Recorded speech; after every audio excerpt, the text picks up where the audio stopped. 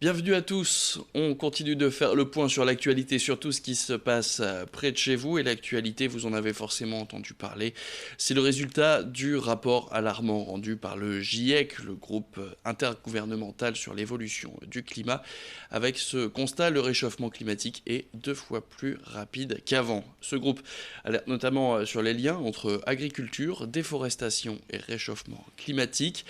L'élevage et l'agriculture intensive exposeraient 500 millions de personnes à la désertification et 800 millions à la sous-alimentation chronique. Un quart des terres émergées seraient dégradées par l'activité humaine. Le GIEC qui ne fait donc pas de préconisations, mais qui émet par contre des recommandations, des solutions qui n'auraient pas besoin de nouvelles technologies et qui auraient un coût modéré. Alors qu'est-ce que le GIEC et quelles sont ces fameuses recommandations? Eh bien, élément de réponse tout de suite avec Idil Gunay. Le GIEC, groupe intergouvernemental sur l'évolution du climat, c'est une structure qui ne date pas d'hier puisqu'elle a été créée en 1988 dans le cadre du programme des Nations Unies pour l'environnement. À l'époque, le changement climatique fait déjà partie des préoccupations environnementales et le but du GIEC, c'est donc d'apporter aux responsables politiques ces évaluations sur le changement climatique et des solutions d'adaptation. Ce groupe est donc composé d'experts en la matière qui s'appuient sur des publications scientifiques reconnues par la communauté des chercheurs. Les 195 États membres de l'ONU participent à son financement de manière volontaire et régulièrement le GIEC publie ses conclusions. Le dernier en date, c'est celui de la semaine dernière et il concernait principalement l'épuisement des terres. Alors que recommande ce dernier rapport? Eh bien tout simplement, il conseille de revoir ses habitudes alimentaires en consommant moins de viande et plus d'aliments à base de plantes, de céréales, de légumineuses, de fruits, de légumes ou encore de graines. Notre consommation de viande et d'huile végétale aurait été multipliée par 2 depuis les années 60. L'élevage intensif augmenterait les émissions de gaz à effet de serre et la déforestation. Autre recommandation, réduire le gaspillage alimentaire. 30% de la nourriture produite sur la Terre serait gâchée alors que 820 millions d'individus souffrent de malnutrition. Enfin, le GIEC annonce la solution des bioénergies pour retrouver des sols durables. Les bioénergies sont produites à partir de bois, de produits agricoles ou encore de déchets organiques. Des solutions qui seront peut-être évoquées lors du prochain sommet sur le climat de l'ONU. Ce sera à New York au mois de septembre. Allez, emploi maintenant et avis à ceux qui recherchent des alternances pour l'année scolaire à venir. Enedis embauche 60 de ses contrats pour la rentrée sur le Nord et le Pas-de-Calais. L'entreprise de gestion et de l'aménagement du réseau de distribution d'électricité recherche des candidats de niveau Bac Pro à Bac plus 5 pour ses équipes techniques et tertiaires. Les postes concernés, technicien d'intervention, conseiller clientèle ou chargé de projet ingénierie, le tout sur les secteurs de Tourcoing, Lambersart, Hasbrook, Calais ou encore Saint-Martin-Boulogne.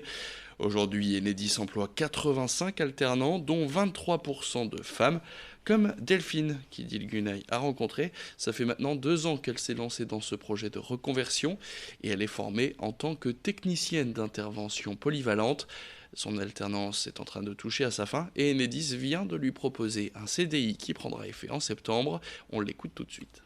Moi, je suis issue plutôt de l'aide à la personne. J'ai eu un CAP-BEP sanitaire et social. Et au bout de quelques années, je m'ennuyais un petit peu dans mon métier et la partie technique me manquait.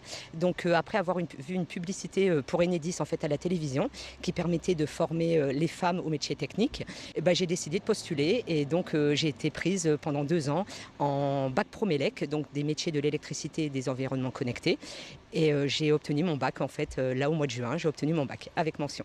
Il y a plus de 25 ans, quand j'étais à l'école, je voulais déjà me diriger vers des métiers techniques, mais on ne m'a pas laissé la possibilité parce qu'il y a 25 ans, les femmes n'étaient pas très bien vues dans les métiers du bâtiment. Donc voilà, à 39 ans, j'ai décidé de me reformer dans un métier qui me tenait fort à cœur. Alors pour postuler, rendez-vous sur le site internet enedis.fr/recrute. Plus d'informations tout de suite, c'est dans cette interview.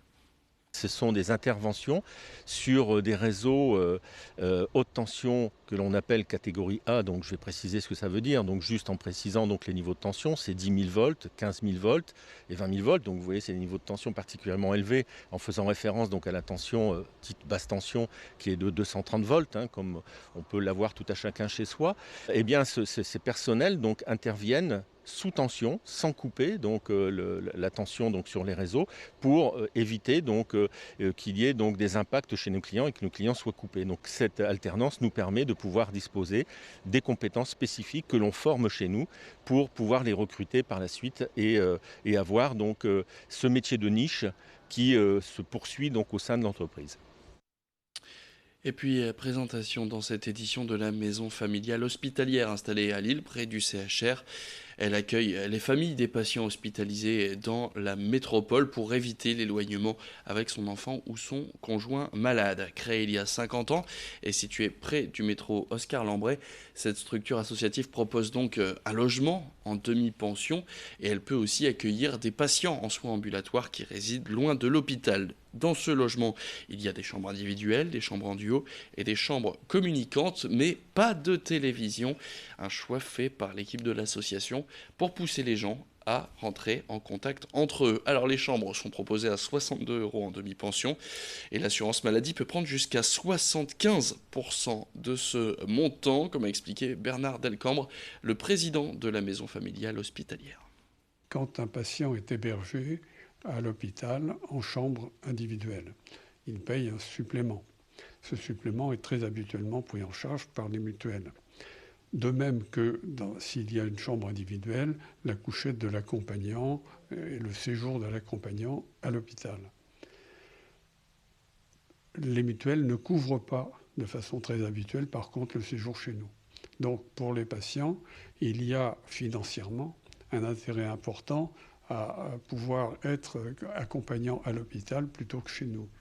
Et il nous arrive parfois d'avoir des gens qui réservent une chambre chez nous, puis qui au dernier moment l'annulent, parce que le malade ayant obtenu une chambre individuelle, eh bien, il préfère rester là-bas. Alors que les conditions d'accueil sont quand même beaucoup moins confortables, beaucoup moins sympathiques, si je puis dire. Allez, c'est la fin de cette édition. Merci à tous de l'avoir suivi. Tout de suite la météo. Le retour de l'actu, c'est dans le prochain quart d'heure.